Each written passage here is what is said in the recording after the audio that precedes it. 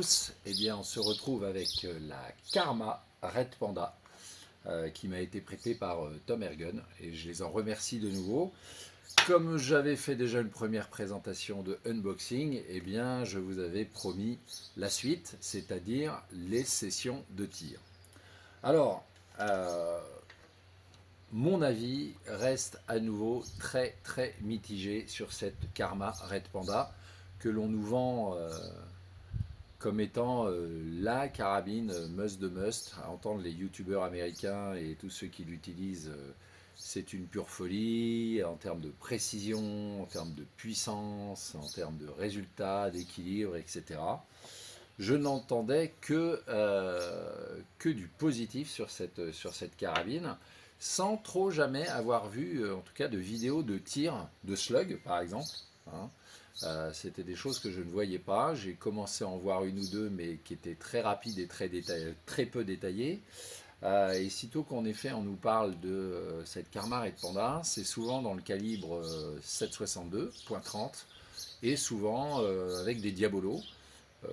Diabolo d'ailleurs, bien souvent dans toutes ces vidéos, qui sont des diabolos AEA, donc les mêmes fabricants, on va dire, que cette Karma Red Panda, puisque aujourd'hui, après l'avoir essayé, après avoir testé différentes choses, et pour connaître et avoir eu entre les mains des carabines de la marque AEA, eh bien écoutez, on retrouve énormément de choses de chez eux, tant dans le positif que dans le négatif, malheureusement, mais ça, on en parlera après.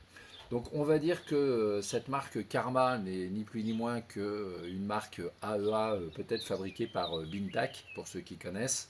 En tout cas assemblée selon un cahier des charges Denis Eiffel, Saber Tactical et autres. Ce qu'on retrouve de chez Saber Tactical sur cette carabine, eh bien la poignée, qui est une Saber Tactical marquée, très agréable. Prise en main, droiture, un appui-pouce aussi qui est très agréable. Donc sur les éléments en tout cas positifs, rien à redire sur cette prise en main de cette poignée. Qu'est-ce que je peux vous dire aussi d'autre que j'ai vraiment apprécié sur cette carabine? Eh bien écoutez, son chargeur.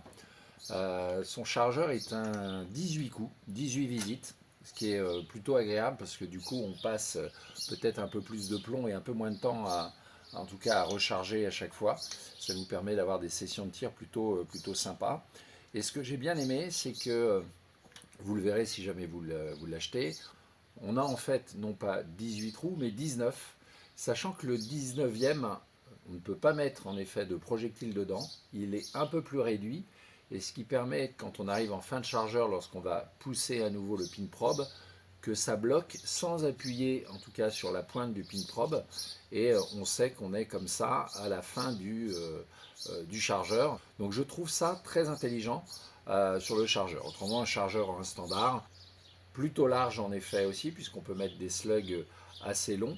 Alors vous allez me dire, pour le moment, Franck, tu en dis plutôt du bien de cette PCP, donc c'est plutôt bon signe. Bon, vous aviez vu mon unboxing et puis les premières remarques que j'avais pu faire sur l'accroche du levier de chargement. Je vous invite à aller regarder la vidéo précédente. Des petits réglages de mise en route, comme je le disais, qui parfois en effet sont nécessaires sur certaines PCP. Et je m'étais dit, ben maintenant on va pouvoir y aller sur la session de tir. Et c'est là où je suis très surpris de différentes choses. La première chose, et qui me paraît la plus importante en tout cas à vous signaler, c'est ce modèle-ci est en calibre 5.5, donc .22. Ce qui me surprend le plus, c'est son manque de puissance. Et quand je parle d'un manque de puissance par rapport à ce qu'on est habitué à avoir sur des PCP comme les FX, que ce soit Maverick, Impact, Pantera, ou ailleurs d'autres marques, hein, Epic qui sort en tout cas des niveaux de puissance qui sortent de l'ordinaire, même au-delà de chez FX, bah, grâce à l'optimisation du flux d'air, ou encore celle que j'avais eue entre les mains, la Mora de chez RTI, qui alors là en termes de puissance n'a pas de limite, elle est même encore au-dessus en termes de puissance de la Epic, c'est-à-dire si on veut chercher en effet du lourd avec de la vitesse, on peut aller bien au-delà. Bon, sur des vitesses, en tout cas sur des réglages de pression au plénum qui sont importantes. Alors je m'attendais à quelque chose quand même d'un peu plus puissant, ou en tout cas à l'équivalence de ce qu'on peut avoir au moins chez FX avec une Pantera. Or, c'est absolument pas le cas. Je vais vous expliquer très rapidement. Alors ok, on a un plénum de 200 cc qui, je pense, assure la régularité des tirs, mais ne donne pas pour autant la puissance que j'attendais sur un modèle de ce type-là. Pour vous donner une idée, on est en PSI. On est en PSI. Mon plénum, pour tirer du 5.5, a été réglé d'origine, sortie d'usine, à 2000 PSI, ce qui équivaut, on va dire, à 140 bars. 140 bars au plénum, pour moi, c'est déjà beaucoup.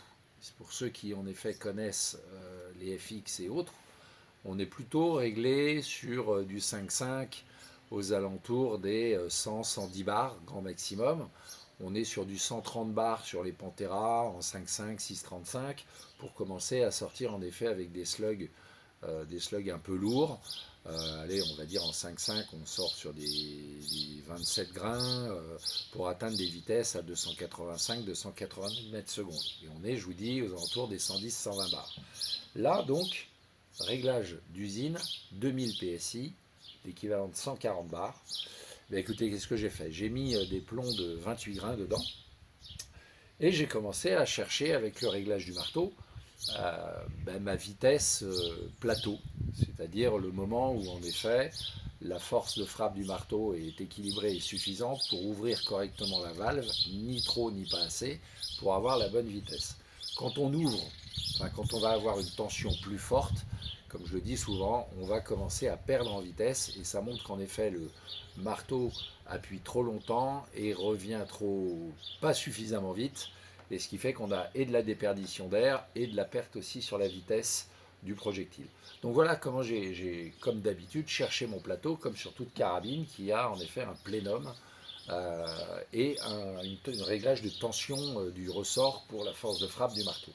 Alors, pour ceux qui connaissent la carabine, vous allez me dire, oui mais Franck, attention, il y a un système un peu comme sur la Impact M3 pour ceux qui la connaissent, d'ouverture de la valve.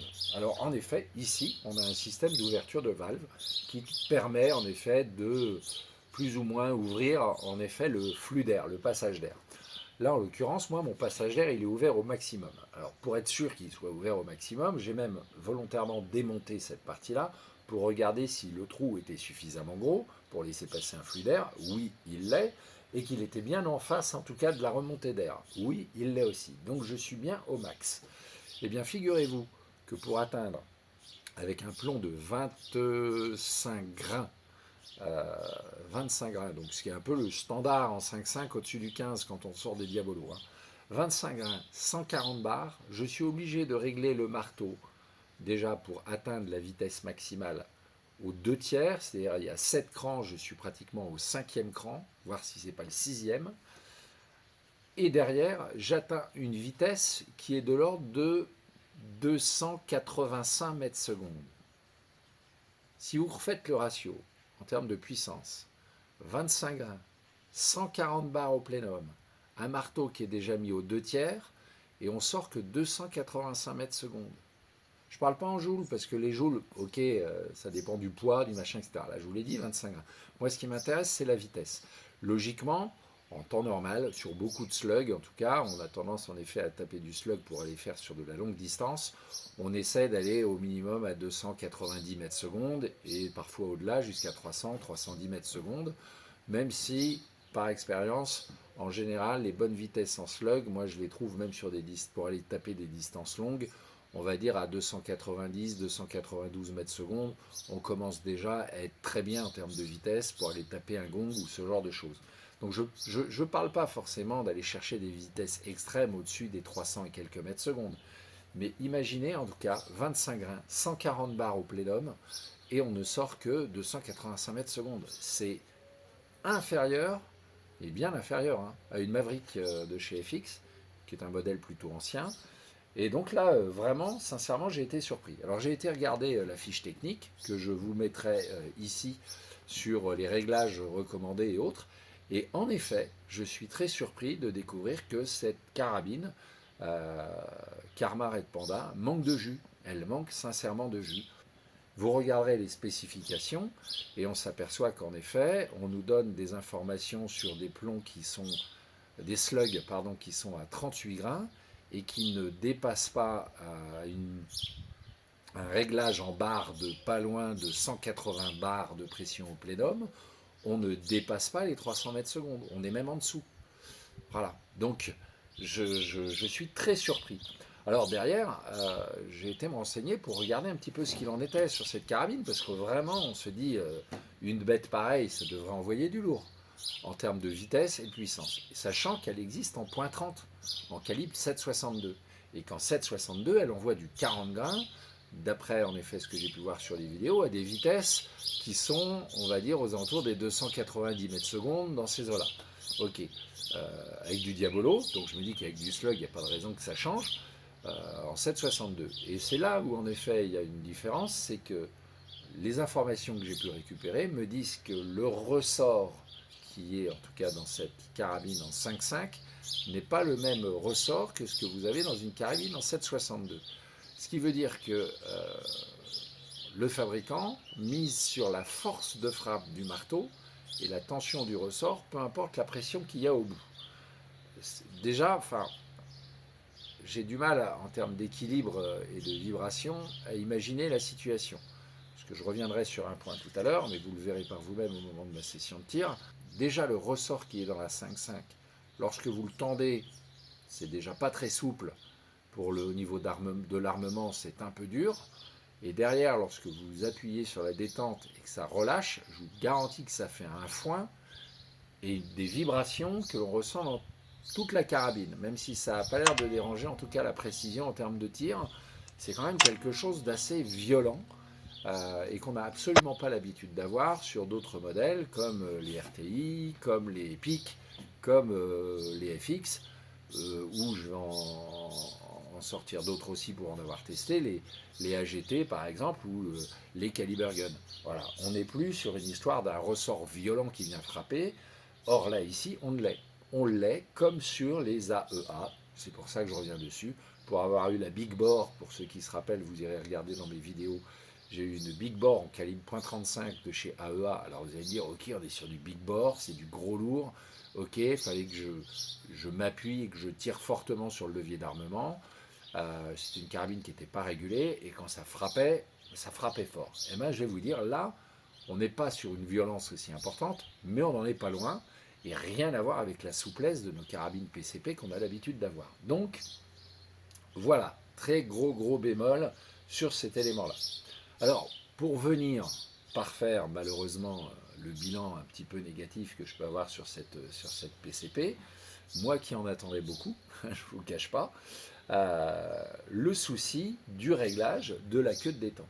Alors ok, 3 réglages, la sensibilité en effet du déclencheur, la course de la queue de détente et aussi le fait d'avancer ou de reculer cette queue de détente. Très bien, pas de souci. Le seul problème que j'ai, si vous voulez, c'est qu'au bout d'une quinzaine de tirs, il y a tellement de vibrations, que la vis qui nous sert en tout cas à régler la sensibilité du déclenchement se desserre ou se resserre. Je pense qu'elle se resserre. En tout cas, avec les vibrations, il se passe quelque chose. Et la course de la détente, au bout d'une dizaine de tirs, eh ben, elle disparaît. Ce qui fait que lorsque vous touchez au bout d'une dixième ou du 12e tir à peine la détente, le coup part. Voilà, déréglage en cours de tir. Donc on ne peut plus galère. Donc je ne sais pas comment les autres ont fait. Ils ont peut-être mis de la Loctite sur cette vis une fois qu'elle a été réglée. Toujours est-il que je trouve ça anormal sur une carabine, en tout cas à ce tarif-là, que l'on puisse avoir ce genre de choses. Pour vous donner une idée, j'ai commencé en effet hier, donc on était lundi, là, on tourne, on est mardi. J'ai commencé hier ma session de tir comme il était prévu. Et bien au bout d'une vingtaine de tirs, je me suis retrouvé à regarder sous cette table à 4 pattes pour retrouver une petite vis, parce que cette fameuse vis, au fur et à mesure des tirs, s'est dévissée et est tombée. Et bien entendu, j'ai entendu le bling bling. Vous voyez qu'il y a des petits espaces. Bien entendu, la vis, elle était grande. Pour vous donner une idée, hein, c'est une vis qui a une tête, enfin c'est une vis sans tête de 1,5 et qui est grande, sans mentir, comme ça. C'est une tête d'allumettes, à tout casser à peu près, noir, qui me tombe là. J'ai passé une demi-heure sous la table à essayer de retrouver la vis. J'ai décidé qu'elle était perdue et il se trouve que je l'ai retrouvée par le plus grand fait du hasard et que j'ai remis en place. Vous voyez que déjà pour moi ça c'est pas normal, ce n'est pas normal. Bon, au final, qu'est-ce que je peux vous en dire d'autre? J'ai fait des tirs que je vais vous montrer. Alors en effet, en termes de régularité, on a quelque chose qui est cohérent, qui est plutôt sympa. La précision est plutôt pas mal avec des slugs. Maintenant, je pense que cette carabine, elle n'est pas faite pour des slugs, elle doit être faite certainement pour des diabolos, sur des poids, on va dire, inférieurs, hein, aux alentours des 20 grains, pas plus, 15-20 grains, 25 grains au grand max. Mais c'est pas une carabine qui est faite pour des slugs, puisqu'en termes de puissance, il en manque vraiment. Et en termes de précision, je ne suis pas plus emballé que ça par rapport, vous le verrez, au résultat que j'ai pu obtenir avec cette carabine, malgré tout ce que j'ai pu essayer de régler à des faibles vitesses et hautes vitesses. Voilà. Alors, mon test, pour être sûr du coup, hein, je les ai fait avec différents slugs. Alors, je ne suis pas monté fort en grammage, hein, en grains en tout cas, parce que comme elle manque de puissance, moi je voulais tirer les 40 grains à 290 mètres secondes, on oublie quoi. On oublie, ou alors comme l'ont fait certains, ils ont changé le ressort de leur carabine en 5.5 pour mettre un ressort de .30 et ce soit en termes de frappe encore plus violent. Quand je vois déjà le bruit que ça fait et comment ça résonne, c'est déjà incroyable. On va laisser le direct se faire et laisser passer le tracteur du voisin. Voilà. Toujours saluer ses voisins, surtout quand on a une carabine sur la table, c'est important. Heureusement, j'ai une très bonne relation avec le voisinage et je tire en parfaite sécurité, donc pas d'inquiétude sur le sujet. Donc j'en revenais au fait en effet que je souhaitais tirer éventuellement des 40 grains à des fortes vitesses, mais vu le peu de sauce qu'a cette carabine et que je n'ai pas envie de modifier quoi que ce soit en termes de ressort, puisque c'est une carabine de près déjà. On est resté sur des poids, on va dire, raisonnables, hein, sur du slug, on est sur du 30 grains en 5.5. J'ai aussi, je vais en effet faire du 28 grains aussi. Et puis en termes de précision, vous savez que j'ai un petit penchant pour les Altaros. J'ai les Altaros en 31 grains pour voir en termes de précision ce que ça donne. Donc c'est ce qu'on va voir ensuite.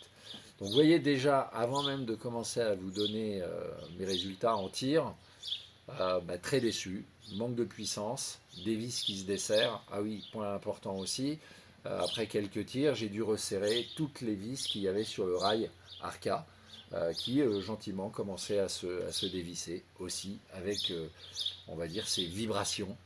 D'ailleurs, j'en vois une là que je vais devoir à nouveau resserrer à cause de ces vibrations qui sont retransmises dans toute cette carabine.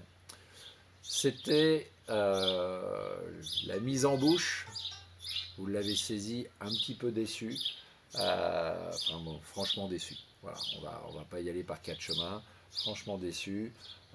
Au regard du tarif, 2500 €, autant de problèmes, peu d'énergie, peu de puissance, un système un peu violent et archaïque comme on peut retrouver chez AEA.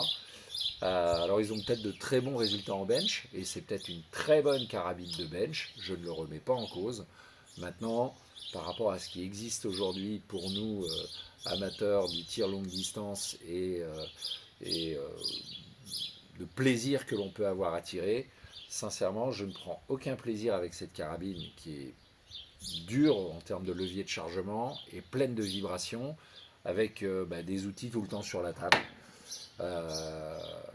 et qui, pour avoir peut-être un peu plus de puissance et d'énergie en sortie de boîte, répond pas à mes attentes, et devrait à ce moment-là déjà commencer à bidouiller et modifier les choses dedans, à changer des pièces.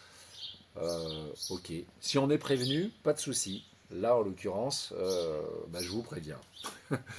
Pour ce qui est des réglages, je vais vous montrer en effet la pression que j'ai au plénum, ainsi que le réglage de la tension du marteau. Donc je vais vous montrer ça en effet dans une petite vidéo qui va s'afficher ici en même temps que je vous parle, comme ça vous aurez toutes les informations.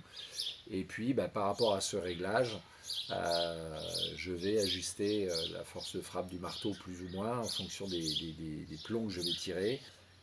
que ce soit du javelin en calibre 5,5 en 30 grains, que ce soit les ânes en 28 grains, et nous ferons aussi des Altaros en 31 grains, afin que nous puissions apprécier, on va dire, la précision de cette carabine Karma Red Panda. Allez, à tout de suite les amis. Alors, on se retrouve pour les premiers tirs. Donc, ce seront des javelins patriotes du 30 grains. Du 30 grains en point 218. Donc voilà, pour vous donner une idée, hein, du 5,5. La cible est à 70 mètres exactement. Je vous la mets comme d'habitude dans le coin en haut à droite ou à gauche, on verra. Et puis, écoutez, on met en route le chrony aussi, donc vous allez l'entendre. Je suis réglé à une vitesse de 286 mètres secondes. Donc, écoutez, on va commencer. Allez.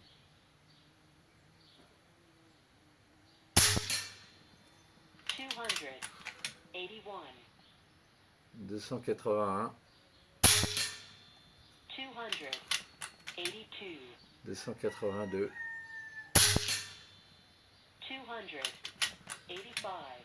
285.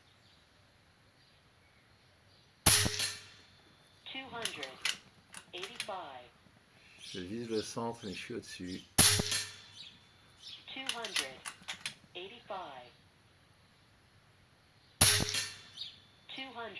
Bon, on va regarder le groupement, hein, qu'on s'entende. 286. Allez, j'essaie de faire une légère correction parce que j'aime bien vacancer au centre. Ça a l'air à peu près groupé, mais pour du 60, je m'attendais à mieux, sincèrement. Alors, hop, on y va.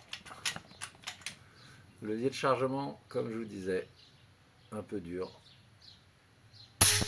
Et vous avez entendu le bruit là. Vous entendez ce bruit là? 286. Ça vibre et ça claque, c'est moche. 287. 287. 287. Sincèrement, groupement merdique. 287. 286.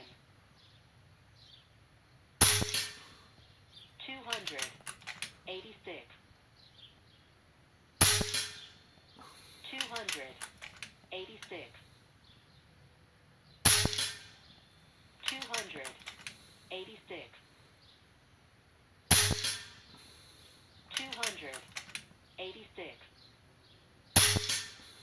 284.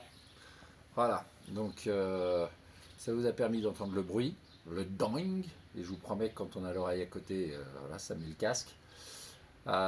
Écoutez, en termes de groupement avec ces javelins, c'est pas top, hein. Je viens de passer 18 plombs, parce que le magazine en fait 18.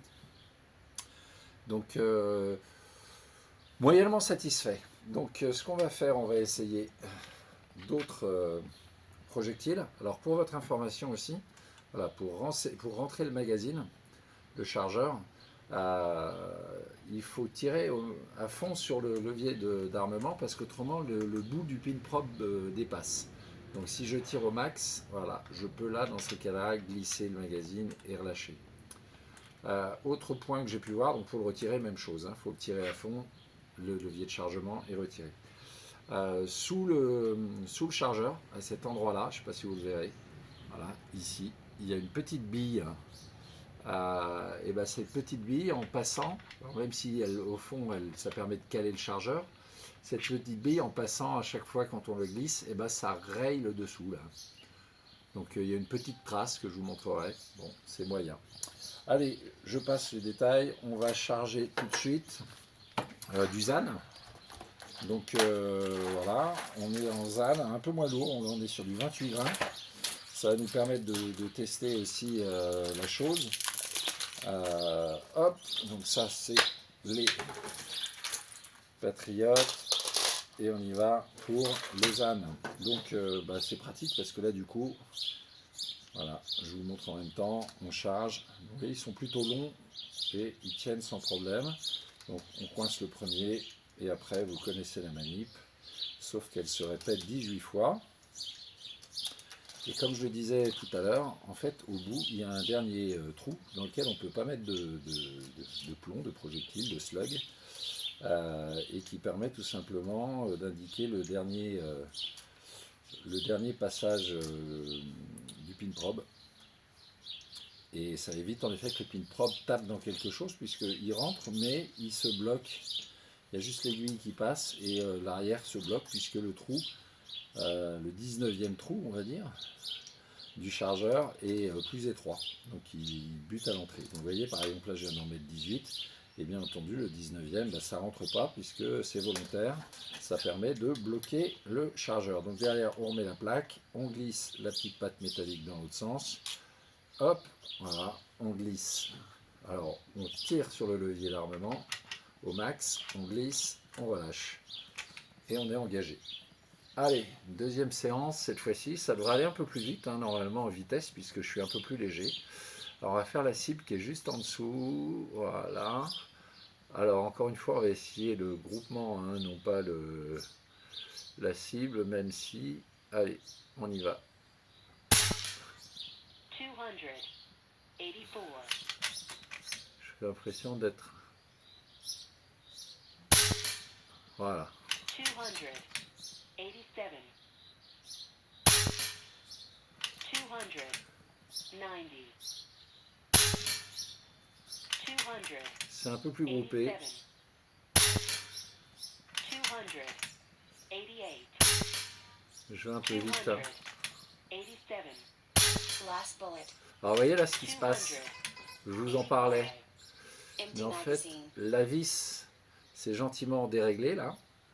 Ce qui fait que là où j'avais une course, la course avant d'avoir le point de rupture sur la détente qui était existante, ben, au bout d'un chargeur, et vous voyez 5 coups, et ben là elle n'existe plus. C'est-à-dire que là, en fait, comme la vis s'est desserrée avec les vibrations, il suffit que j'appuie, j'ai plus de course, j'appuie sur la détente et ça part. Et c'est hyper sensible. Voilà. Donc merci les Chinois, l'assemblage et les vis qu'il faut coller. Donc là je vous dis, j'appuie, je touche à peine hein, et ça part. Bon, c'est un peu plus précis les ânes sur ce modèle.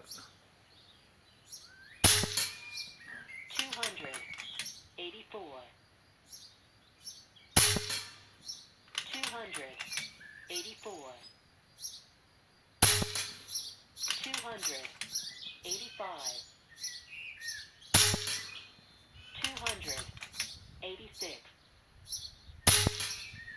Vous voyez que je vais assez vite hein, quand même, mais voilà, et là je bloque. Donc résultat avec les ânes en 28 grains, vous voyez on est à 287 mètres secondes, donc c'est pour entre le 28 et le 30 grains, il n'y a pas énormément de différence. Et on se retrouve avec des vitesses à 287 mètres secondes pour quand même 2500 PSI au plénum, soit pas loin de 175 bars. Et vous avez vu le bruit de la machine. Nous avons fait les javelins, nous avons fait les ânes. Allez, spécialement pour vous, j'ouvre les Altaros avec les dents, comme on dit. Voilà. Donc pour ceux qui ne connaissent pas les Altaros, c'est ce qu'on appelle un petit peu le caviar du plomb. C'est pas du plomb fondu, c'est de l'embouture, et comment ça se présente. Et c'est de ce qu'on appelle un peu de l'ELR, c'est-à-dire qu'il n'y a plus de hollow point dedans, c'est du tête pleine. Et en termes alors de prix, c'est pas donné, mais pour de la longue distance, on n'a pas forcément besoin d'une forte vitesse, et ils ont un coefficient balistique qui est un des meilleurs aujourd'hui sur le marché. Donc ce qui permet d'avoir une trajectoire qui est un peu plus droite, qu'un autre projectile qui lui a beaucoup plus de friction, un coefficient balistique on va dire supérieur, ce qui fait que supérieur dans le nombre, hein, c'est-à-dire que le coefficient balistique, plus il est bas, meilleur c'est. En fait, c'est un peu ça l'idée. Donc hop là, attention les vélos. Donc on est reparti pour 18 tirs. Alors vous avez vu, hein, j'ai pas de problématique d'air là pour le moment, puisque j'ai raccordé directement la carabine à la grosse bonbonne de 20 litres. Voilà, donc j'ai remis mes 18 plombs. Vous avez vu que ça en fait quelques-uns quand même, hein, des tirs. Voilà, hop. Et volontairement, alors si je veux aller au bout du bout, pour retrouver en fait ma détente, là j'ai plus d'accroche, il faudrait que je prenne la petite clé qui est ici. D'ailleurs, je vais le faire avec vous. Donc tous les 18 coups, je prends la petite clé de 1 cm. Je suis obligé de lever la carabine pour accéder à la queue de détente et à la petite vis qui va bien pour à nouveau la régler pour éviter que je n'ai plus de course. Voilà. Donc c'est fait.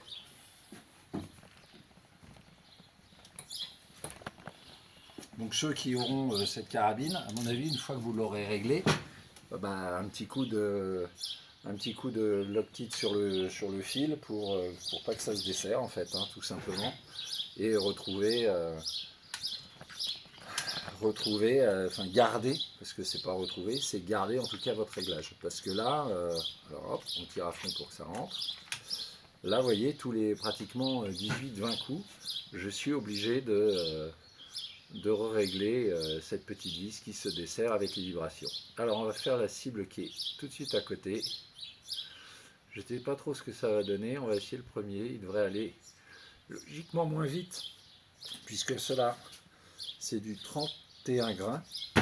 Donc, on a commencé avec les Patriotes, les Javelins Patriotes en 30 grains. Ensuite, on a fait les ânes en 28 grains. Et là, on repart sur du 31 grains. Je touche volontairement aucun réglage, puisque pour moi, le setup est équilibré.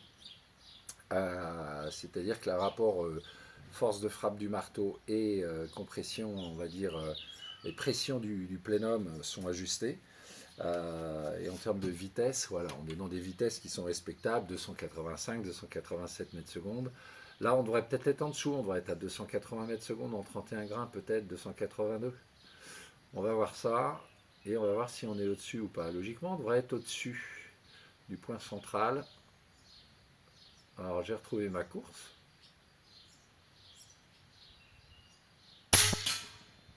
J'ai l'impression d'être en dessous. Donc on est à 278 mètres secondes.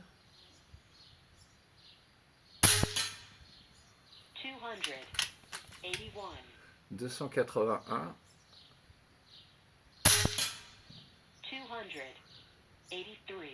283. Donc vous voyez où on est en dessous de la cible, là on est à 31 grains, donc je vais re-régler, mais on est groupé.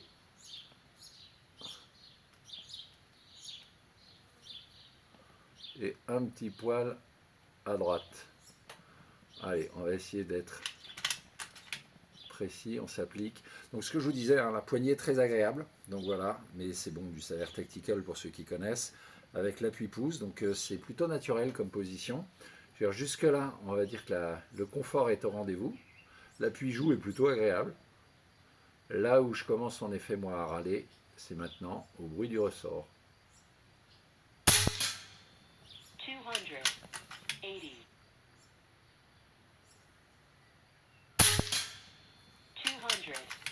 282.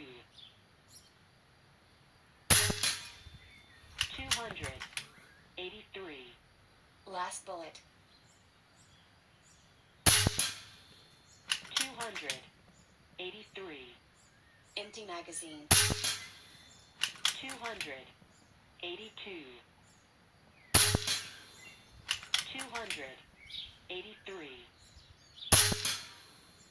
200.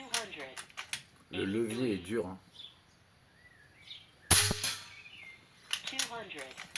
83. Donc pour vous 200. rassurer, comme 82. j'ai réglé, la course de la queue de détente est encore là. 200. Je suis un petit peu à droite. Allez, on va pas refaire. 282.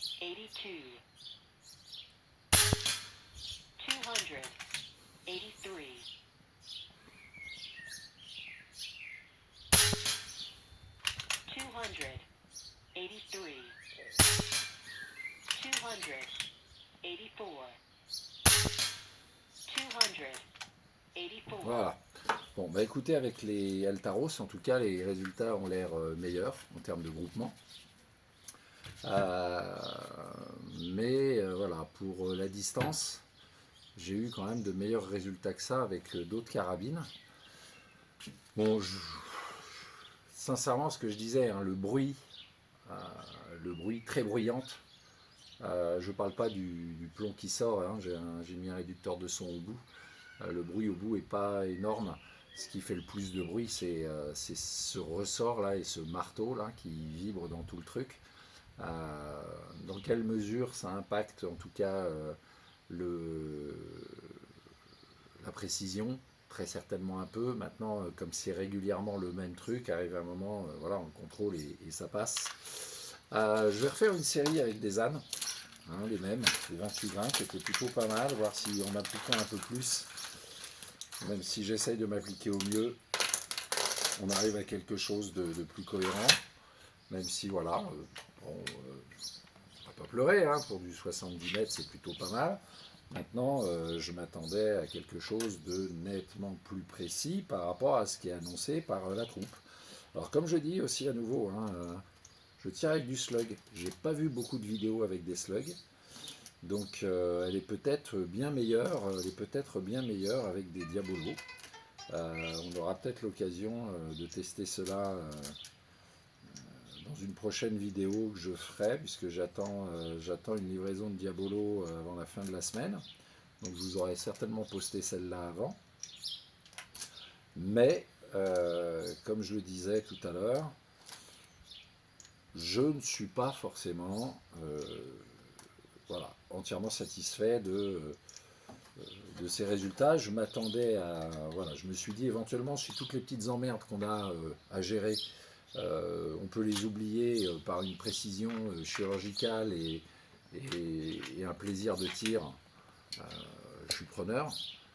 Sincèrement, c'est pas le cas. En dehors de vouloir jouer à celui qui a la plus grosse, en effet, elle est là, elle fait son poids, elle est stable. Ça, je garantis en effet sa stabilité, son poids, qui est plutôt sur l'arrière d'ailleurs. Ça ne bouge pas, la prise en main est très agréable, je le répète, mais voilà, vu tous les petits inconvénients qu'on a à côté relatifs aux pièces qui se desserrent, aux trucs qui tombent, au levier de chargement qui est dur et au ressort qui zwingue, allez, on est reparti pour une séance de zwing de ressort. Alors, 290. comme je suis revenu aux ânes, je suis remonté en vitesse à 290 mètres secondes. J'ai l'impression que je suis bien au-dessus. Donc on va régler. Voilà. Et on va faire ça, comme si c'était celui-là, parce que je crois que c'est celui-là qui a marqué. Et puis on va essayer. Allez! C'est un peu dur hein, de le lire. Voilà. 292. 295. 294.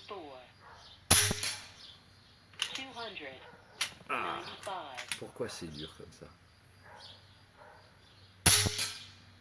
293. Alors, point important aussi, hein, quand je l'ai reçu, oui, tu me dis que tu n'es plus de plomb, mais tu n'es pas réglé. Quand je l'ai reçu, pareil, hein, très peu de traces de graisse, de machin, etc. Donc c'est vrai que volontairement, sur certaines pièces, j'ai remis de la graisse au silicone. pour essayer de gagner en fluidité, mais ça ne le fait pas plus que ça. Ouais, mon levier de chargement il est quand même toujours aussi dur. 200. Bon, je suis un peu à droite. 91. Empty magazine.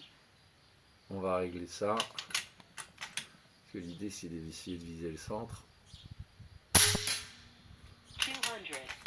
93. 200. 94. C'est pas propre, hein.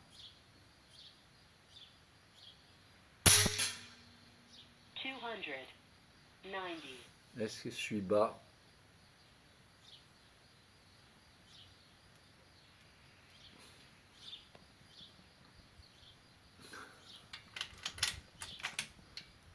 Quand on en est à toucher les tourelles, pour essayer de trouver en effet le bon ajustement, 89. 200. c'est jamais bon signe. 94. Ça montre en effet qu'en termes de précision, 200. je suis revenu dans le blanc de la cible. Là, je suis à droite, 94. donc on va y aller. Et un peu haut.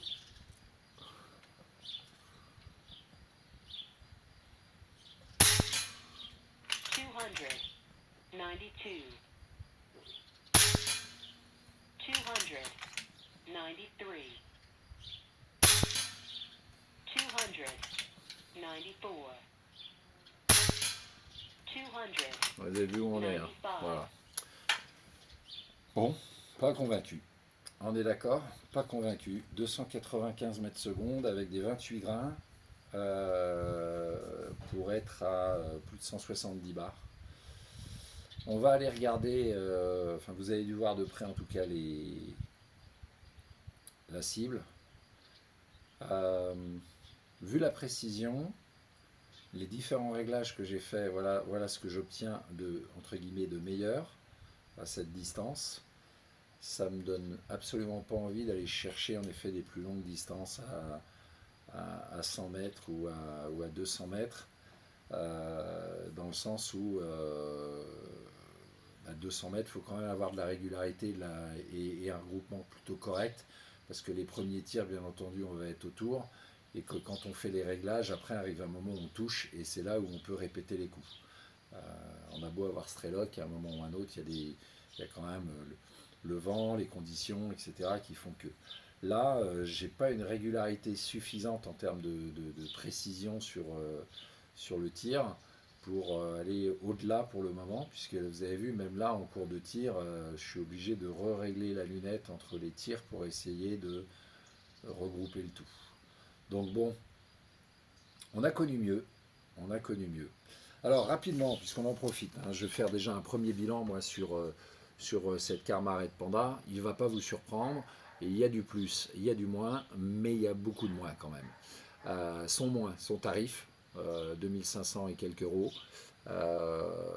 c'est déjà un gros billet, et par rapport à la qualité que cette carabine nous donne, je trouve que c'est beaucoup trop cher payé pour ce que c'est. Voilà, 2500 euros, on peut s'attendre à quelque chose de mieux, et la concurrence propose des choses nettement mieux à ce tarif-là, même inférieur.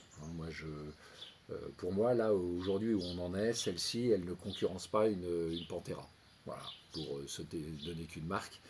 La Pantera, avec moins de pression d'air et des réglages cohérents, elle est plus agréable à tirer, elle est plus précise, voilà, on va le dire, et elle est faite pour des slugs, très certainement. Celle-là, peut-être ne l'est pas, et c'est moi qui me trompe en effet sur son utilisation. Deuxième point que je vais trouver bien sûr négatif, donc déjà son prix par rapport à la qualité, ça on en a parlé. Le deuxième point sur lequel je vais trouver le point négatif, c'est son bruit, la dureté du levier de chargement et le bruit du ressort. C'est du AEA, voilà, c'est-à-dire pour ceux qui connaissent, on est sur un levier d'armement qui est super dur, qui est absolument pas souple. J'essaierai d'incruster là ici le la souplesse d'un levier de chargement d'une Epic One que je connais bien, hein, puisque vous la connaissez aussi, j'ai fait quelques vidéos dessus. Vous verrez déjà que le levier est beaucoup plus court et en termes de souplesse, on est sur quelque chose qui est du beurre. Alors que là, vous avez vu, il y a des moments, on bouge presque toute la carabine. Heureusement qu'elle fait 7 kg parce qu'en tirant le levier, au moins, les 7 kg nous permettent d'éviter que la carabine bouge. Bon les gars, je peux pas m'empêcher quand même de vous dire que voilà, avec une carabine PCP normale, là je suis à 120 bars au plénum, j'envoie du 35 grains à 310 mètres secondes. Vous voyez le rapport par rapport à ce que je vous ai parlé tout à l'heure. Et regardez le levier d'armement. Voilà, je le prends, voilà, je le tire, elle est chargée. Vous avez eu du bruit vous?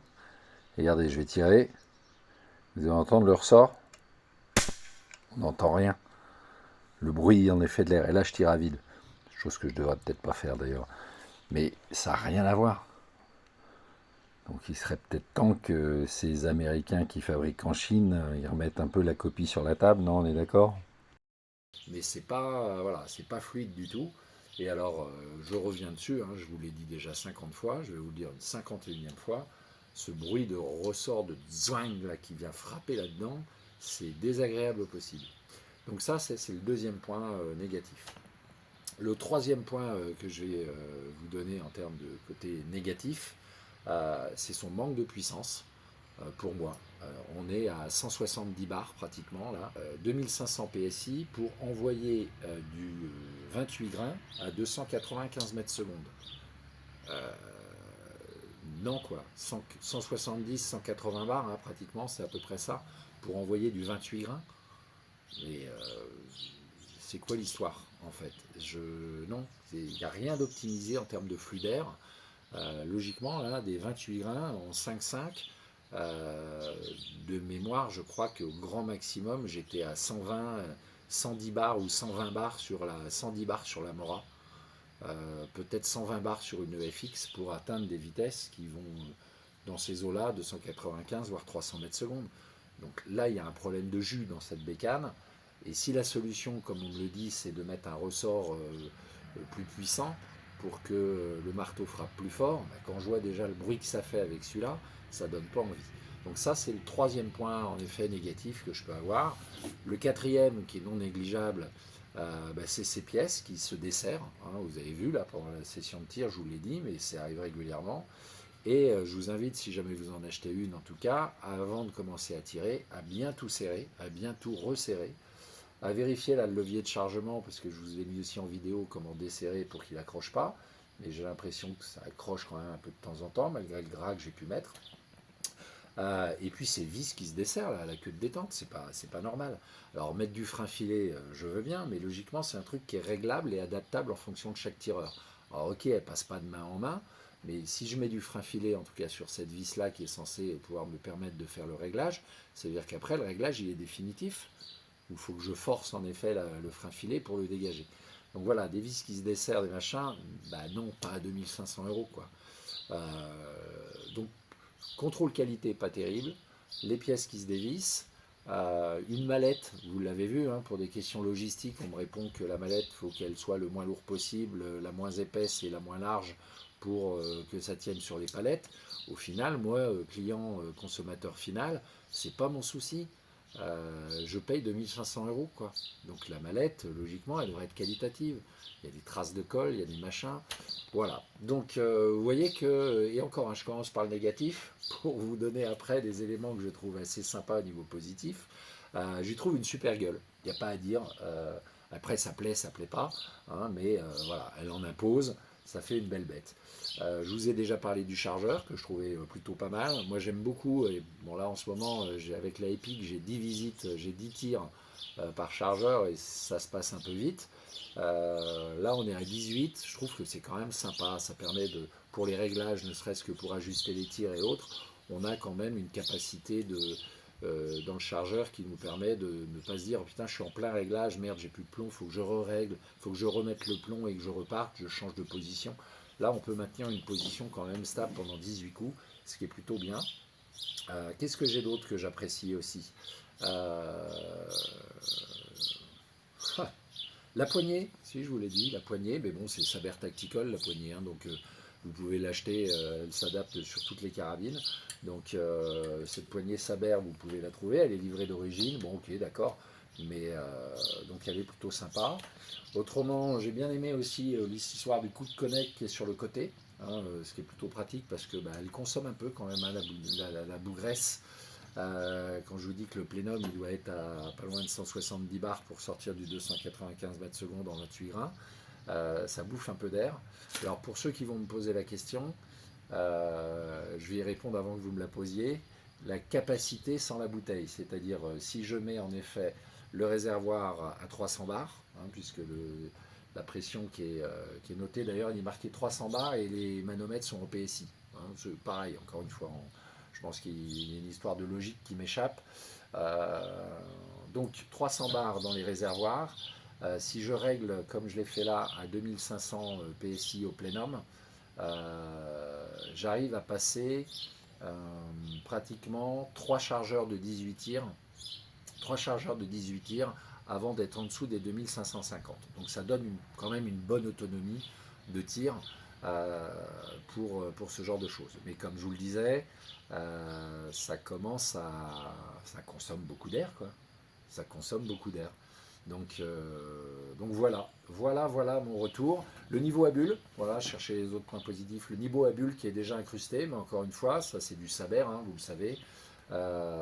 C'est plutôt pratique, c'est dans le champ visuel. Si les éléments, encore un élément négatif que j'aime pas trop, la taille des manomètres et leur graduation hein, en PSI et qui est pas si lisible et que ça.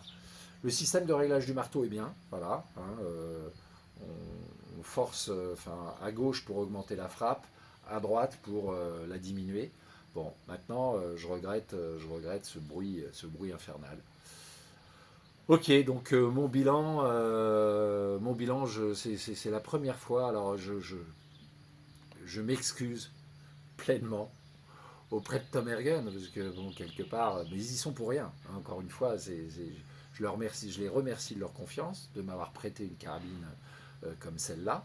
Euh, Maintenant, c'est un des premiers essais que je fais pour eux sur une carabine que j'avais envie d'essayer, hein, qu'on soit clair.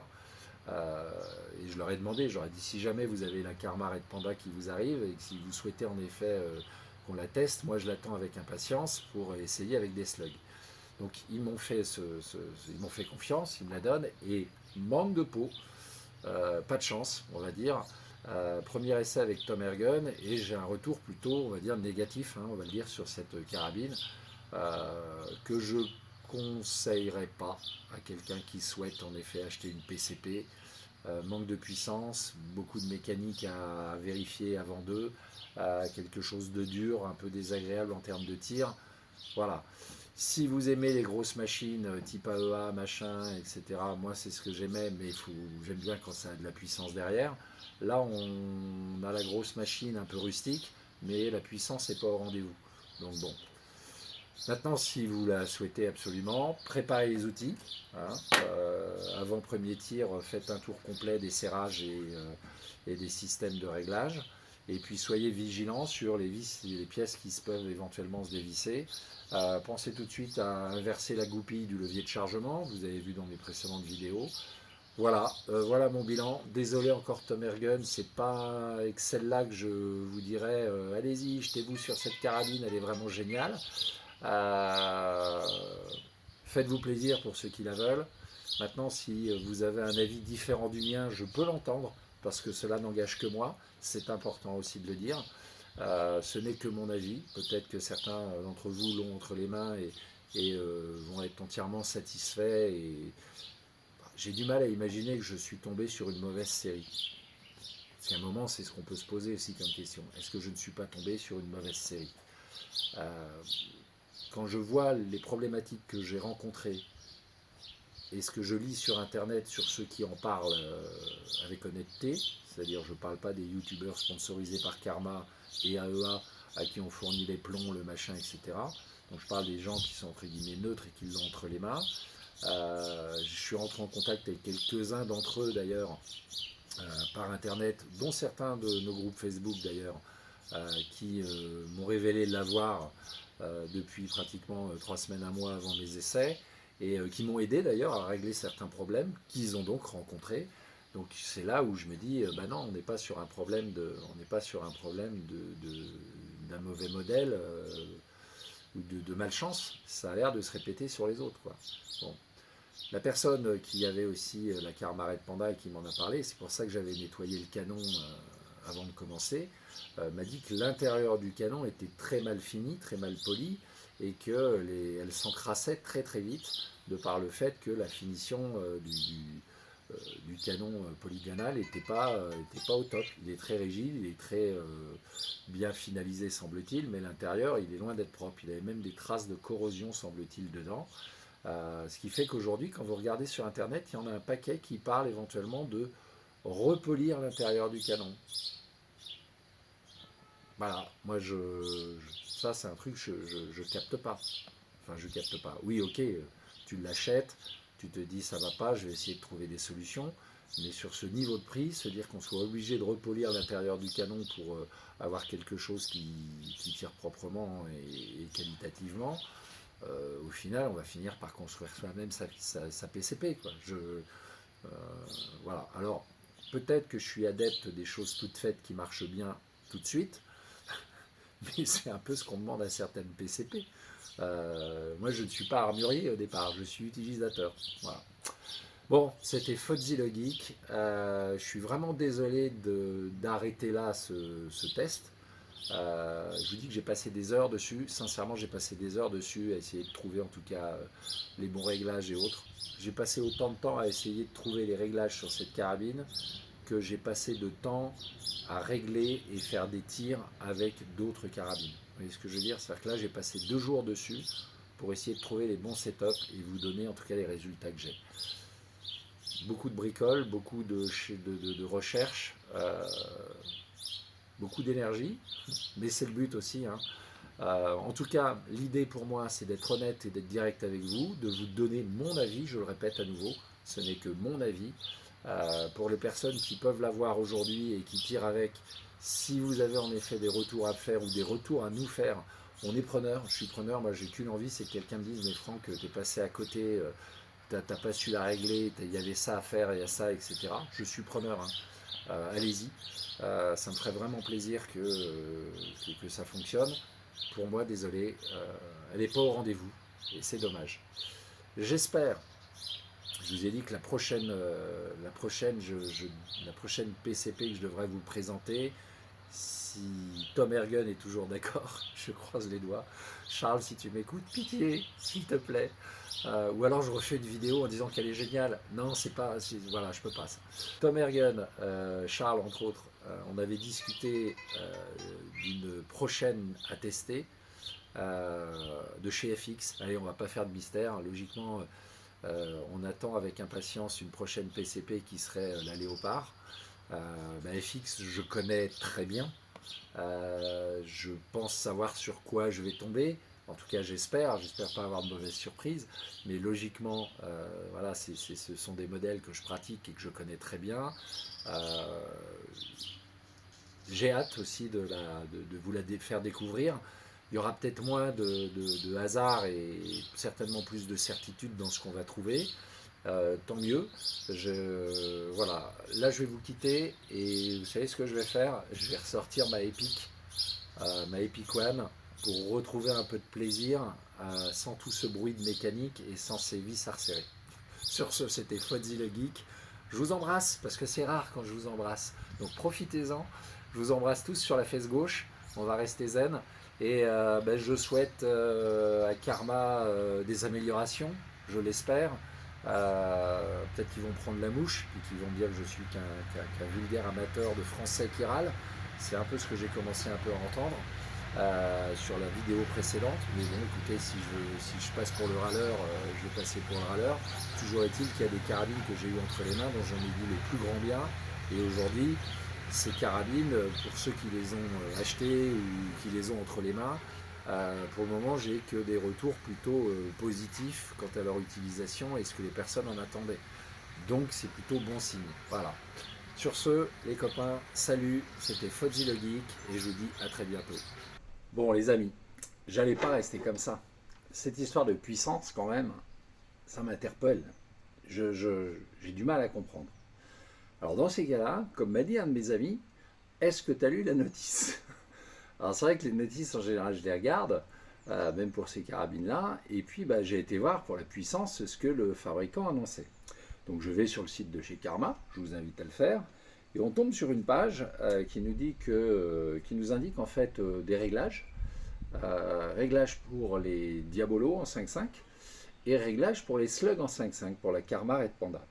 Donc je vais voir bien entendu sur les slugs en 5.5 et là on m'annonce une puissance pour tirer des slugs de 38 grains en .22, de mettre la pression en barre à 2550 PSI, chose que je viens de faire et qui est actuellement en place, de mettre le réglage de la tension du ressort du marteau à 5,5 sur les 7 graduations que nous avons. C'est ce que je viens de faire. Alors, j'ai pas de 38 grains, puisqu'il parle de 38 grains, j'ai du 36 grains de chez Zan. Voilà, un plomb en effet nickel. Alors, logiquement, ce qu'il nous annonce, c'est que pour du 38 grains, à 2550 PSI au plénum, avec un marteau à 5,5, nous devrions atteindre une vitesse de 300 mètres secondes. Je vous laisse calculer, ils le mettent en FPS, mais en gros, ça fait 300 mètres secondes. Donc, je pars du principe qu'en appliquant ces réglages-là, vous allez me le dire direct d'une carabine à l'autre, des fois, voilà, du 36 grains, donc logiquement, je devrais passer la barre des 300 mètres secondes. D'accord? Donc là, j'ai bien réglé en effet le tout, et nous allons voir ensemble à quelle vitesse nous allons. Vous vous doutez bien que si je vous le fais, c'est que j'ai déjà vérifié. Mais allons-y. Alors attention, la détente est hyper sensible puisque la vis c'est de nouveau déréglé. Alors, attention, le chronie va nous parler.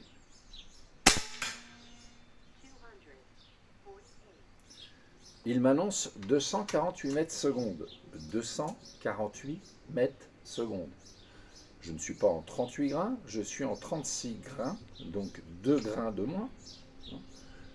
On le refait, réglage donc du constructeur, 2550 PSI, un marteau à 5,5 sur 7 au niveau des graduations, et 252 mètres secondes. J'ai monté un peu le son, parce que c'est un peu léger, vous ne l'avez pas entendu, puis bon, moi j'ai envie de l'entendre, pour qu'on ne me prenne pas pour un abruti. Voilà, donc il y a plusieurs solutions. Soit j'ai pas la même carabine que ce que le fabricant a l'habitude de livrer. Quoi qu'il en soit, c'est quand même le modèle 2025 qui arrive tout droit de chez le fabricant. Voilà, donc je recommence, vous allez bien l'entendre. 252. Donc on est régulier. Je pense que là, on est régulier, 252 mètres secondes. Mes plombs, c'est de la bonne cam. Le flux d'air, il est assuré par Titine, une bouteille de 20 litres qui nous permet en effet d'avoir des pressions qui tiennent bien bon la route. Donc voilà, je n'atteins absolument pas les 300 mètres secondes. Donc arrivé un moment, vous allez me dire, Franck, 2550 PSI, est-ce que tu as commencé à essayer de régler un peu le marteau pour voir si en tapant plus fort, on va gagner de la vitesse?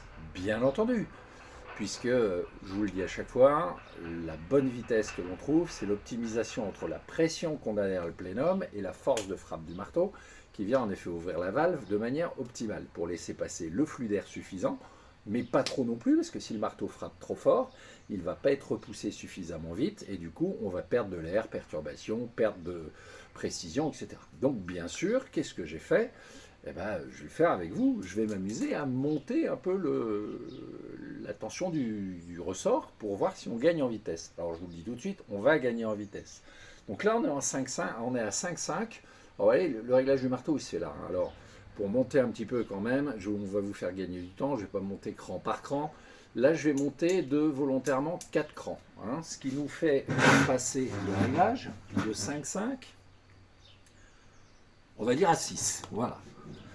Donc 6 crans, on était à 252 mètres secondes avec du 36 grains à 5,5, est-ce que quand on passe à 6, on gagne en vitesse? On est à 252 mètres secondes. 257. Ah, on gagne 5 mètres secondes. On veut être sûr quand même du coup, parce que d'un plomb à l'autre, des fois, donc on était 252, on passe à 256 en passant de 5,5 de tension de marteau à 6. Je recommence. 259. Ah, 259 mètres secondes. On est loin des 300 mètres secondes encore, hein. Mais 259 mètres secondes. Je ne touche à rien volontairement. On va voir si elle se stabilise un peu, le temps que le ressort se remette de ses émotions. 259. Donc voilà, là on est stabilisé, 259 mètres secondes. J'ai pas changé la tension, j'ai changé la tension du ressort, mais pas la pression. Ce qui veut me dire que mon ressort ou mon marteau devrait frapper encore un peu plus fort pour gagner de la vitesse. Est-ce qu'on peut encore augmenter? Oui.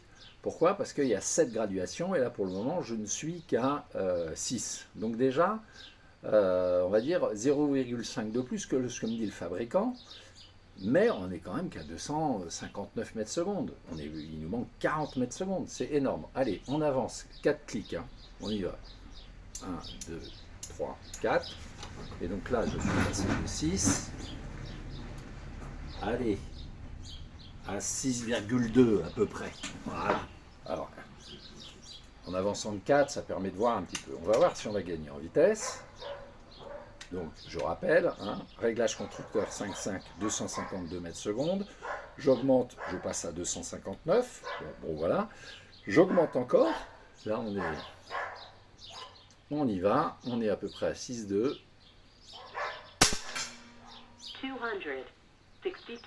262 mètres secondes. Donc, vous voyez que, bon, un petit tir à nouveau pour stabiliser, puis moi j'aime bien tirer, ça tombe bien. Vous voyez que par rapport au rapport constructeur, on a encore un peu de marge. Notre marteau, il peut encore aller plus loin.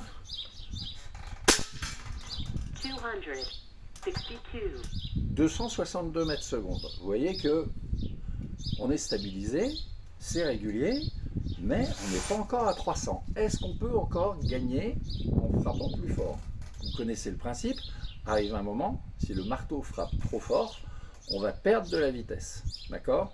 Même pour une pression donnée, à un moment, on va arriver en effet à une vitesse qui va être constante, qui ne va plus bouger, ce qu'on appelle le plateau, ça va être notre vitesse maximale. En termes de réglage, j'ai tendance à conseiller d'être au niveau du réglage du marteau, juste au début de cette plage qu'on appelle le plateau où ça se stabilise. Mais là, 262 mètres secondes, allez, on y va, 1, 2, 3, 4. Là, je me retrouve à combien du réglage du marteau? Désolé de la gymnastique. Voilà, là, moi, je suis pratiquement à 6,5. Donc 6,5, soit un point de plus que ce que dit le fabricant. Toujours la même pression d'air, hein, au plénum. Est-ce qu'on a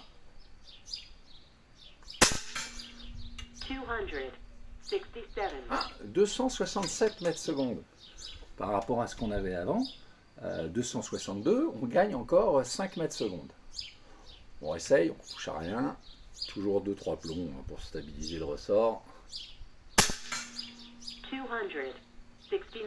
269, donc vous voyez, ça commence à être plutôt bien. On confirme, il faut confirmer ça. Ma pression d'air, elle est toujours bonne. Bon, ma détente, il n'y a plus de course, mais c'est pas grave. 269. Bon, bah écoutez, on est à 269. Allez, le troisième pour voir en effet qu'on est bien à 269. Ok. 271. C'est pas très régulier. Quand même, on est à 271 mètres secondes. Allez, on va rajouter 2 clics de tension supplémentaire dans notre ressort, voir si on gagne encore en vitesse. On est d'accord? 273. 273 mètres secondes. Donc, vous voyez, moi je suis pratiquement à 7 en tension de ressort sur la graduation et je ne suis qu'à 273 mètres secondes. 273. Donc on est stabilisé, 273 mètres secondes. Allez, on va remettre 2 crans de tension de ressort. Bon, vous avez entendu, hein, le ressort, il fait du bruit. Là. 274. Ah, je gagne 1 mètre seconde. Donc, est-ce que ça veut dire quelque chose? On va regarder, hein, un deuxième tir.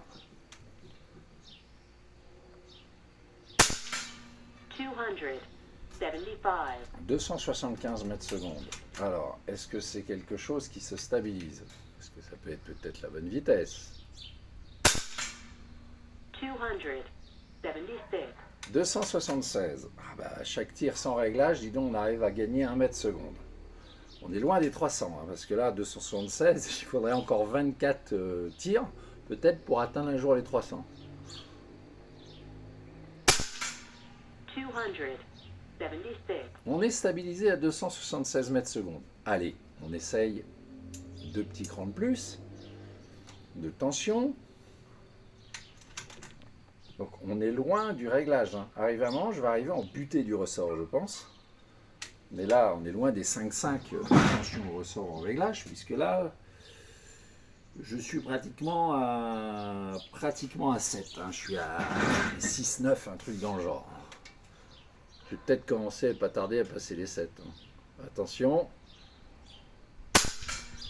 274. Ah, on est un peu redescendu. Hein. 276 tout à l'heure, et là on est passé à 274. Est-ce que ça serait la fin de mon plateau et le début de la chute, comme on dit? Alors, je suis chargé. 275. Ah, bah écoutez, je suis à 275. Alors, par sécurité, allez, on rajoute 2 clics de tension. Donc là, cette fois-ci, je pense que j'y suis à 7. 266. 266 mètres secondes. C'est-à-dire que là, vous avez vu, on a monté progressivement. On est arrivé à un genre de plateau à 274, 275, 276. Voilà, on est à peu près. Et là, je viens de rajouter 2 clics et boum, on tente de 10 mètres secondes de moins. Donc, ce qui veut dire que pour moi, là, on est dans la phase où le marteau frappe trop fort par rapport à la pression que je vais avoir derrière mon plénum. Je rajoute 2 clics, hein, mais qui ne serviront à mon avis à rien. C'est-à-dire que là, on est dans une situation où on n'a plus d'équilibre et la vitesse est complètement aléatoire, puisque notre marteau, à mon avis, frappe trop fort. 261. Donc là, vous voyez, on est dans la fin de perte de plateau, de descente. Notre marteau frappe trop fort et on perd en vitesse. Là, je suis à 261 mètres secondes. Je vous le refais. Hein. Donc là, on a le constat complet qu'on a passé ce qu'on dit le plateau. C'est-à-dire progressivement, on va monter la vitesse, on stabilise et généralement, le marteau frappe trop fort après et du coup, on perd en vitesse. 262. Donc on a passé le plateau, on est d'accord, 262 mètres secondes. Ce qui voudrait dire que ma vitesse maxi atteinte avec un plomb de 36 grains, pas 38 grains comme me dit le constructeur. Hein. Le constructeur, je vous le rappelle, il me dit 38 grains, réglage du marteau à 5,5, 2550 PSI au plénum et on atteint les 300 mètres secondes. On les a jamais atteints avec du 36 grains, pas du 38, du 36. Et on atteint 277 mètres secondes en mettant un marteau non pas à 5,5 mais à 6,5. Hein. On va y retourner à nos 6,5 à peu près. Donc hop, marche arrière. 5, 6, 7, 8. Voilà, on va se mettre à peu près là. Bon, j'ai pas compté exactement le nombre de clics que j'avais fait, mais on va le retrouver.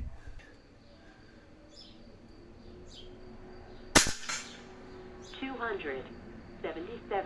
Voilà, donc 6,5, on est à 277 mètres secondes. Donc si je récapitule, 2550 PSI au plénum, avec un marteau qui frappe à 6,5, donc la limite c'est 7, vous l'avez vu, hein, on a été au-delà et on commence à perdre de la vitesse. Là je suis revenu à 6,5, et à 6,5, on se retrouve avec une vitesse de 200. 76. Voilà, 276 mètres secondes, ce qui fait à peu près du 90 joules. Donc, par rapport à ce qui est annoncé, en tout cas par le fabricant, on est bien en dessous de la puissance annoncée. Alors, on est en slug. Voilà, donc je me dis, arrivé à un moment, ok pour les slugs, on est en dessous de la puissance annoncée. Donc, qu'est-ce qu'ils ont bricolé? Peut-être que comme certains fabricants, les indications qui sont données sont après avoir changé le marteau, après avoir bidouillé, élargi les valves, avoir changé le ressort, avoir tout ce qu'on veut. Toujours est-il que techniquement, en sortie de boîte, je ne suis désolé, mais sortir du 36 grains à 276 mètres secondes au maximum, à plus de 180 bars, enfin 170 bars, 180 bars au plénum, il y a un souci quoi. Pour moi, il y a un manque de puissance, c'est évident.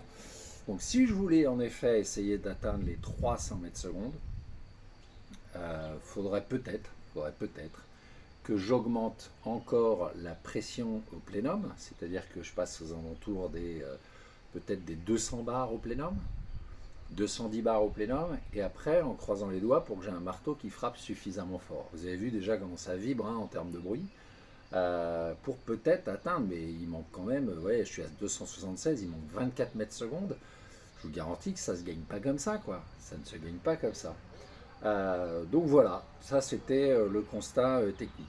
Alors, vous le savez, ou peut-être pas, la carabine est au départ fabriquée pour du bench. Donc certains vont me dire, oui, mais Franck, tu tires du slug dans une carabine qui au départ est faite pour tirer des diabolos. Donc ça tombe bien, j'ai fait le plein de diabolos. Alors on va rentrer les slugs. Hein. Alors par contre, petit changement en tout cas à opérer, puisque on va suivre la procédure technique. Hein. Quand on dit qu'on va commencer à tirer des diabolos, les diabolos, par la force des choses, on a différents poids. Alors moi volontairement, hein, j'ai la panoplie, hein, je ne sais pas si vous verrez. Mais alors j'ai le Jumbo Heavy en 18 grains. Donc on est bien en dessous en effet en termes de poids hein, que les 36 grains que j'ai envoyé.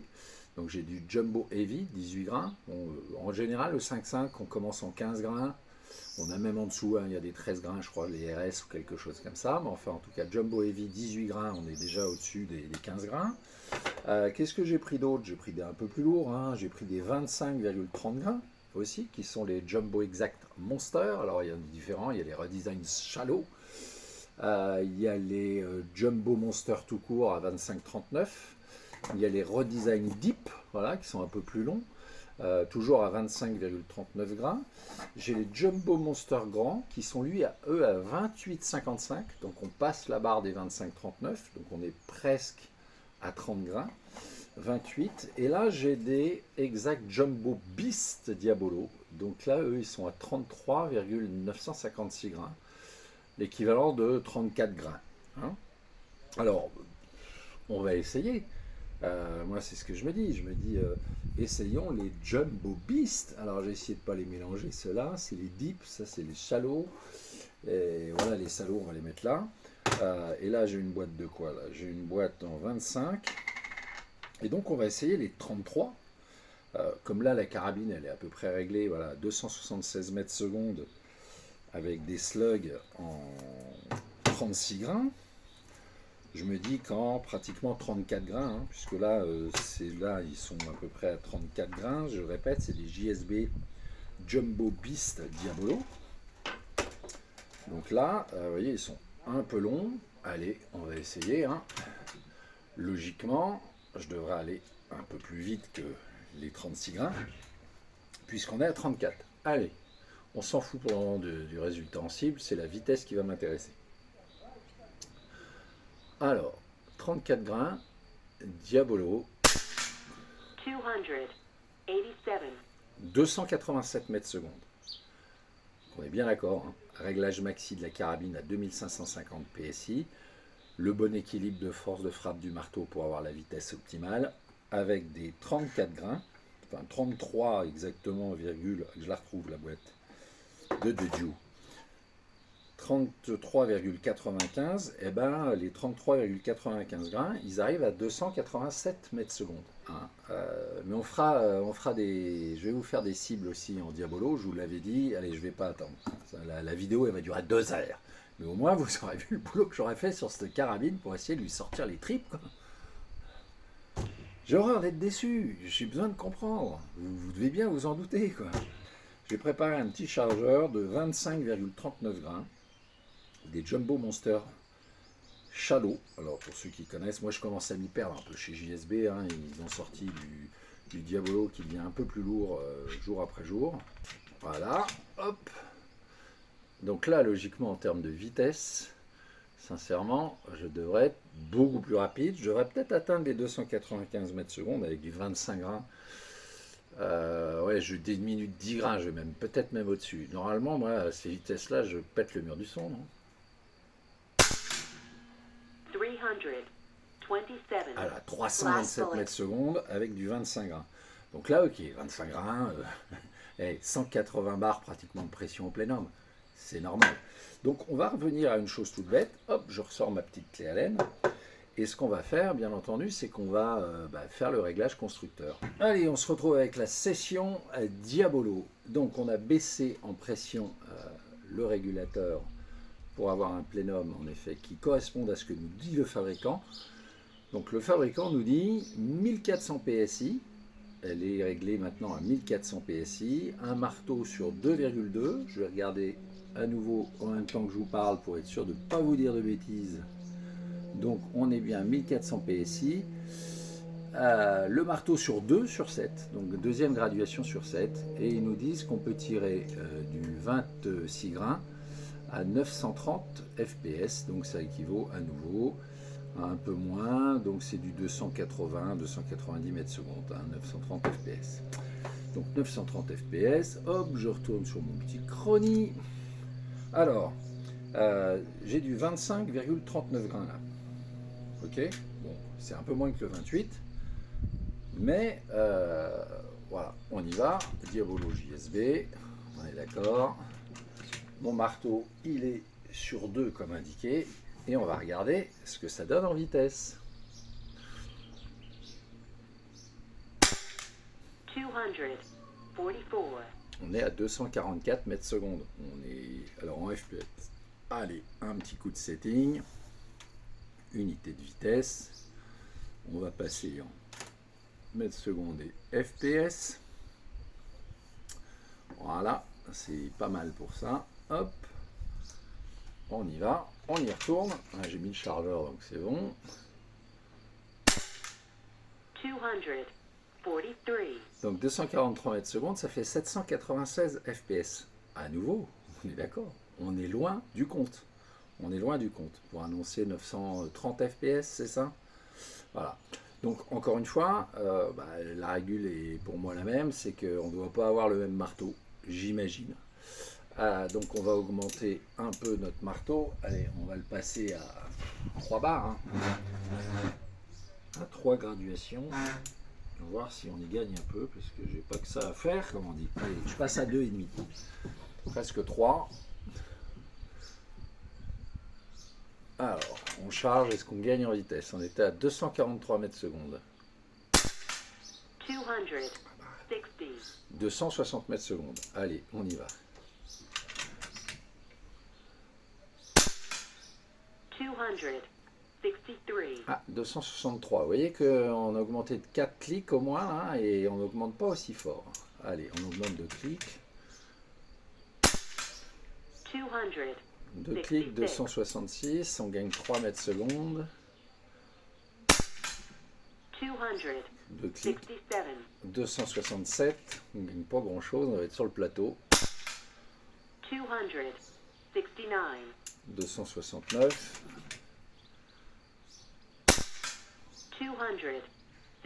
Donc là, vous voyez, on a déjà baissé. On est sur la plage où le marteau frappe trop fort. Un coup c'est bon, un coup c'est plus bon. Donc on va diminuer de 4 pour être stabilisé. 269. Voilà, on est à 270 mètres secondes, 269 mètres secondes. Last board si tu veux. 269. Donc 269 mètres secondes. Donc vous voyez qu'on est loin du compte. 881 fps, il m'annonce 930. Et j'ai un marteau là qui est à 1, 2, 3. Voilà, donc j'ai un marteau qui frappe plus fort. Ils me disent qu'il faut le régler à 2 sur 7. Là, je suis à 3 sur 7 et à 1400 PSI, chose qu'ils m'ont recommandé. Et bien avec un marteau à 3, j'arrive à 270 mètres secondes. Donc si réellement je voulais atteindre les vitesses escomptées, c'est-à-dire les 290 mètres secondes, et ben il faudrait que j'augmente la pression de mon plénum. Du coup, là, les recommandations du constructeur sont plus bonnes. Allez, je vais le passer à... On est à 1,4. Pour moi, je le passe à 2. Voilà. Alors, autant augmenter la pression au plénum, on peut le faire sans dégazer. Baisser la pression du plénum, il faut dépressuriser, baisser le plénum une fois qu'il n'y a plus d'air, et ensuite, après, remonter en charge. Donc là, logiquement, j'ai augmenté la pression de mon plénum à pratiquement 2000 PSI. Logiquement, mon marteau ne devrait plus taper assez fort. Je vous le prouve. Là, je pense qu'on n'en a plus les plombs. Ah si, on en a encore. Ok, bah, voilà. Donc là, logiquement, j'étais à 269 mètres secondes. Logiquement, comme j'ai rajouté de la pression au plénum, mon marteau ne devrait plus passer assez fort et je devrais être en dessous de ces 269 mètres secondes. 100. Voilà. 86. 186 parce que mon marteau ne frappe plus assez fort la paroi derrière laquelle il y a maintenant 2000 PSI. Du coup, il ne rentre pas, il laisse passer d'air. Donc, il faut qu'on augmente notre force de frappe du marteau, et considérablement d'ailleurs. Donc, moi, je pense qu'il faut que je le mette à... Bon, on va déjà commencer à le mettre à 5 sur 7. Voilà. 278. 278 mètres secondes. Donc, vous voyez qu'on est encore loin des 300. Hein. Alors, il me reste un plomb dans le chargeur. Je vais augmenter. Voilà. 281. Donc on est à 281. Je pense que... Voilà. On va passer pratiquement à... Allez, on va le monter à 6 le marteau. Hop. Et on va laisser avec nos 25-39 là. Donc un marteau à 6, la pression à 2000 PSI, donc on ne suit plus la reco du constructeur, si ce n'est qu'on cherche en effet quelque chose que nous a dit le constructeur, c'est qu'on devrait envoyer à 930 fps. On est à 922 là. Ok, donc 922. 294. Donc là, je suis même un petit peu trop fort. Vous voyez, 294 mètres secondes, 963 fps. Ce qui paraît logique, je suis sur un plomb en 25,39 grains. Il m'annonce du 26 ou du 28 grains, je ne sais plus la reco, peu importe. Toujours est-il que là, voilà, en termes de réglage, 294 mètres secondes, je suis vraiment dans la limite. Donc, ce que je pourrais faire maintenant, c'est baisser un peu la pression, en effet, qu'il y a au plénum. Du coup, je pense qu'un 6 ou un 7 devrait suffire à la place des 2000 PSI. Donc 1700 PSI devrait suffire. Donc on se retrouve, je fais la manip et derrière, je vais le mettre à 1700 et on va voir en effet ce que nous dit le marteau. Alors, pour retrouver avec du pratiquement 26 grains, les 930 fps ou les 224 mètres secondes, on va dire, écoutez, j'ai dû mettre mon régulateur à 1700, presque 1800 PSI, et un marteau qui frappe à 1, 2, 3, 1, 2, 3, 4 barres. 4 graduations. Donc entre ce qui nous annonce à 1450 PSI pour tirer du 26 grains à 285 mètres secondes, enfin en tout cas 930 fps, donc 930 fps du 26 grains avec 1450 PSI et un marteau réglé à 2 sur 7, et ben non, pour avoir 930 mètres secondes, il faut que je sois à 1800 PSI et que mon marteau il soit sur 5. Voilà. Donc, qu'est-ce qu'ils ont bidouillé? Je ne sais pas sur leur PCP, mais en tout cas, 282. oui, 982, ça fait 926 FPS. Voilà, on n'est pas loin des 930, hein, on va pas chipoter. 283. Alors, 929 FPS, 283 mètres secondes. Donc une cible de mise, un chargeur qui est prêt, et on va regarder un petit peu en diabolo ce que ça donne. 284. 280.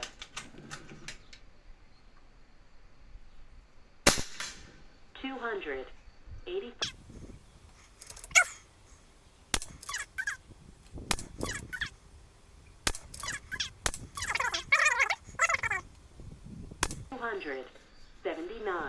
Vous avez vu que là on est sur du tir équilibré, donc on va vous montrer la précision de ce que l'on peut avoir avec cette PCP depuis le temps qu'on en parle. Donc sincèrement, ce que je peux vous dire, c'est qu'elle est plus précise en diabolo qu'en slug, comme bien souvent beaucoup de carabines, hein, sur des distances inférieures à 100 mètres.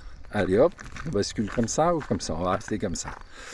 Donc je vous fais un petit tour de mon jardin et nous allons parcourir 75 mètres pour arriver jusqu'à mes cibles. En passant un petit tour à mon cerisier, voilà, et des belles cerises. À chaque fois que je vais à la cible, et ben hop, on bouffe. Et elles sont excellentes. Ça c'est mon vieux frigo de test, comme ça vous l'avez vu. Alors on commence. J'ai commencé par la cible du milieu, où on était, là voilà, pardon, à 285 mètres secondes. Alors pour vous donner une idée, voilà. Donc 285 mètres secondes, avec le réglage qui était à peu près correct, hein, on est à 75 mètres, donc c'est plutôt pas mal. Mais, comme je vous l'ai dit, avec un peu moins de vitesse, un équilibrage un peu meilleur, on doit pouvoir trouver mieux. Donc c'est ce qui s'est passé à côté. J'ai commencé donc et j'ai réglé la lunette. Hop là, on va pas aller trop loin. Ici. Donc j'ai fait mes premiers tirs là qui étaient, bien entendu, comme j'ai baissé la vitesse en fermant un peu la valve, je suis parti un peu en dessous. Donc ça je l'ai vu. J'ai réglé, donc c'est arrivé ici. Hein, vous voyez que on a augmenté la hauteur. Et après j'ai décalé et les deux plombs que j'ai tirés ensuite sont venus l'un à côté de l'autre. Donc de là, vous m'avez revu, j'ai remis le chargeur en route. Et une fois que le chargeur a été rempli, j'ai tiré sur, hop, on y vient, à celle-ci. Donc ça, c'est mes premiers tirs. Et après, vous voyez, les 5-6 tirs à 75 mètres, ils sont groupés, quoi. Donc voilà, ce que je peux dire, c'est qu'en effet, elle devient précise. À partir du moment où vous avez trouvé le bon réglage, bon, vous avez vu, j'ai tiré un peu vite aussi, mais à 75 mètres, on a quelque chose de groupé, de propre, avec une vitesse de 280 mètres secondes sur des plombs Diabolo JSB en 25,39 grains. Voilà, c'était l'exercice de style avec des Diabolo. Donc ce que je peux vous dire, parce que maintenant ça y est, on est entre nous, on se connaît, j'allais pas lâcher l'affaire comme ça.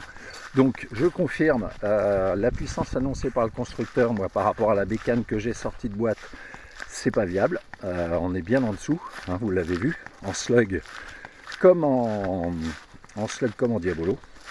Donc les réglages préconisés, je pense qu'ils ont dû bidouiller le marteau, ils n'ont pas le même marteau que moi, ou ils ont mis un autre ressort, quelque chose dans le genre, qui fait que le ressort est peut-être plus tendu et plus puissant, et ce qui fait que automatiquement mon réglage là, avec la pression en barre, vous voyez que moi pour atteindre les 930 fps, il a fallu que je monte à 1800 PSI, alors qu'il m'en demande 1400 sur la notice. Donc voilà, on a fait le tour. Sur ce, bon courage. Vous avez vu que ma queue de détente, c'est toujours les mêmes problèmes. Si vous prenez cette carabine, achetez le kit qui va avec. Sur ce, j'ai fait le tour. On peut la remettre en boîte. Allez, salut les copains. Bon les copains, nous voilà avec la Karma Red Panda. On va essayer de se faire un tir à 111 mètres exactement. Alors je ne sais pas si vous le verrez, mais voilà. Au bout là-bas, dans un arbre, près d'un tronc. Je ne sais pas si vous le verrez bien. Ça a commencé à bouger, voilà. J'ai une plaque, oh là, Franck, bouge. J'ai une plaque peinte en blanc, voilà, vous devez la voir là. Il y a un genre de gamelle au pied de l'arbre, et juste au-dessus en remontant, vous verrez. Donc voilà, je suis à exactement 111 mètres normalement d'ici. Et donc je tire du slug avec la Karma Red Panda, alors pas fort, hein, pas vite, puisqu'elle n'a pas les poumons pour le faire plus vite. Je tire du 25 grains à 277 mètres secondes, et je tape cette plaque, voilà, à 111 mètres, de manière assez régulière maintenant que c'est réglé. Je ne sais pas si vous verrez quelque chose, mais on va le faire au bruit. Donc je vais essayer comme d'habitude, voilà, on va charger la bécane qui est un peu lourde. Et puis, j'ai essayé de m'aligner et de vous faire partager. Attention. Voilà, vous avez entendu. Donc, je suis à 111 mètres en slug. Red Panda. C'est pas très groupé au bout, hein. Voilà, ça tape. Ça tape sur une plaque qui fait, allez, on va dire 15 cm sur 10 cm de large, à 111 mètres, et voilà, là je suis plutôt dans le bas,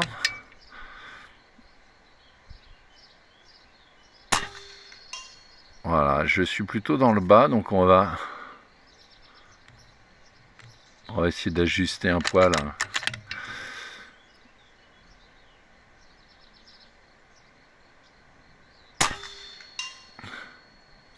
Voilà, je suis remonté un poil au-dessus. Voilà, la question se posait de savoir si à longue distance elle était bien. Ben voilà, au bout d'un moment, slug, oui, on arrive, c'est 11 mètres, mais sincèrement, le groupement, par rapport à ce que je peux avoir, d'habitude, je tire sur un truc qui fait, allez, on va dire 4-5 cm de diamètre. Là, on est quand même sur un peu plus gros, et en termes de groupement, allez, on va essayer de viser juste à nouveau.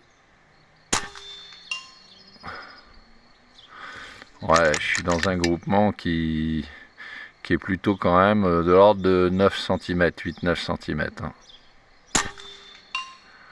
Bon, ça... Ah, je vais te mentir, je vais m'appliquer un peu.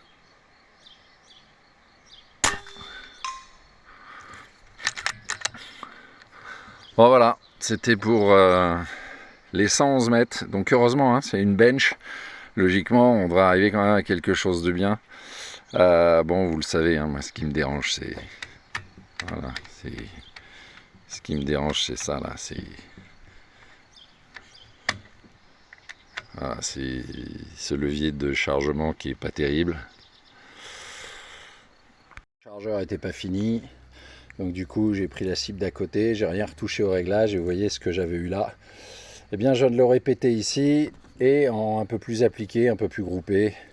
Donc ça visait un petit peu au-dessus de la mouche, hein, donc j'ai rectifié sur les derniers tirs, mais voilà, ici on a 1, 2, 3, 4, 5, 6, 7, 8, 9, 10 plombs, 10 tirs, à 75 mètres, c'est groupé, c'est propre, on finit sur une bonne note quand même pour du Diabolo, avec cette Karma Red Panda, avec du 280 mètres secondes, donc je vais confirmer que cette carabine est faite pour le bench, c'est-à-dire du tir au Diabolo.